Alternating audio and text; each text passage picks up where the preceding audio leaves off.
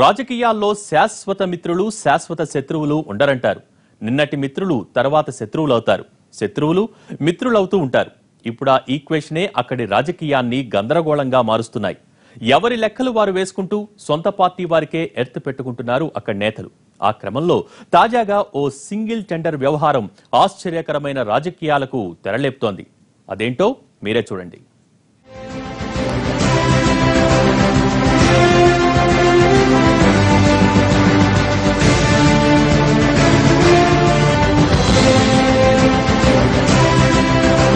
అది ఓ ₹1 కోటి టెండర్.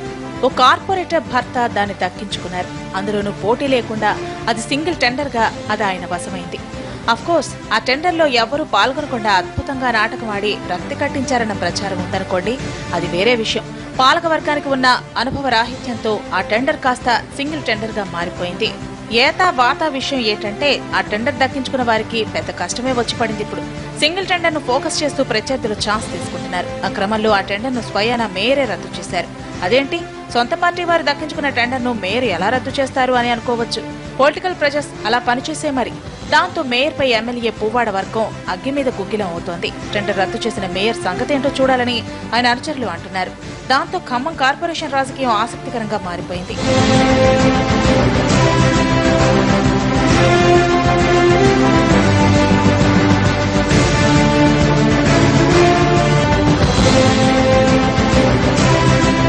అసలు విషయానికి వస్తే ఖమ్మం నగరంలోని మమత రోడ్డు నిర్మాణానికి ₹1,20,00,000 ఓ టెండర్ వేశారు. మమత రోడ్డు నుంచి అల్లీపురం వరకు రోడ్డు అభివృద్ధికి కార్పొరేషన్ జనరల్ ఫండ్ నుంచి నిధులు మంజూరు చేశారు. సింగిల్ టెండర్, అది కూడా 0.1 కు వేశారు. వాస్తవానికి మరో టెండర్ కూడా వేశారు.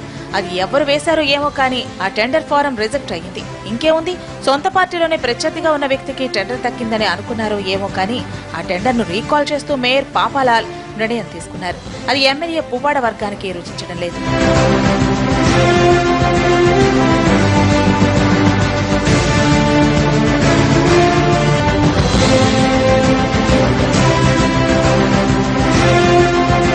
ఆ క్రమంలో ఈ వ్యవహారం కార్పొరేషన్ లో మేయర్ వర్సెస్ ఎమ్మెల్యే వర్గం అన్నట్లు తయారై వారి అనుచరగణం బాహాబాహికి సిద్ధమవుతున్నారు.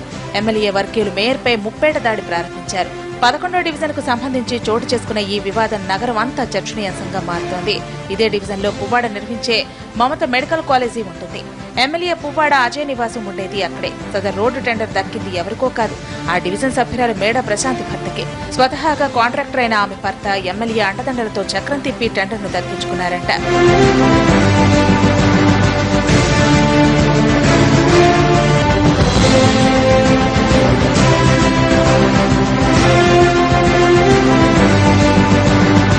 ఈ టెండర్ దక్కించుకున్న ఫ్యామిలీ మొన్నటి వరకు తుమ్మల వర్గంలో ఉండేది.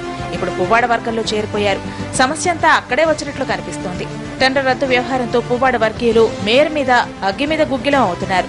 మేయర్ ఒంటేతో పోకడలతో రద్దు చేశారంటూ పువ్వాడ వర్గీయులైన కార్పొరేటర్లు మేయర్ మీద యుద్ధానికి దిగుతున్నారు. మేయర్ తో ప్రత్యేకంగా సమావేశమై ఎలా రద్దు చేస్తామంటూ మూకుమ్మడి దాడి చేశారు. అయితే కార్పొరేటర్లతో పాటు ఇతరులు కూడా ఆ మీటింగ్ లో తనను నిలదీయడంతో కార్పొరేటర్లు కానీ వారు వచ్చి ఎలా ప్రశ్నిస్తారంటూ మేయర్ ఎదురుదాడికి దిగారు. ఆ సందర్భంగా వారి మధ్య తీవ్ర వాగ్వాదం కొనసాగింది.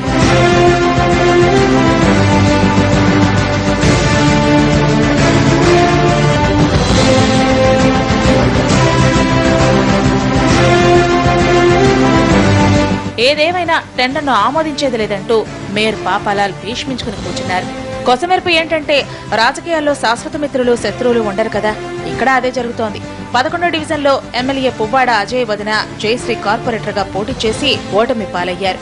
అక్కడ కాంగ్రెస్ మద్దతుతో ఆమె సిపిఐ నుంచి పోటీ చేయగా టీఆర్ఎస్ టికెట్ తో పోటీ చేసిన మేడా ప్రశాంతి గెలుపొందారు. అయితే ఇప్పుడు ఆమె కుటుంబం పువ్వాడ వర్గంలో చేరింది. దాంతో వదిన్ని ఓడించారన్న అంశాన్ని కూడా పక్కన పెట్టి ప్రశాంతి భర్తకు సపోర్ట్ గా దిగింది పువ్వాడ వర్గం. ఆగ్రహంతో మేయర్ పై దాడిని ప్రారంభించింది.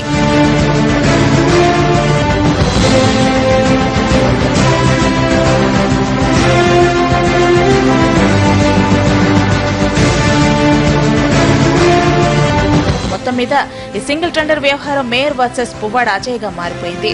చివరకు ఏమవుతుందో కానీ అధికార పార్టీలో రేగిన ఈ చిచ్చు ఇప్పట్లో సమసిపోయేలా కనిపించడం లేదు.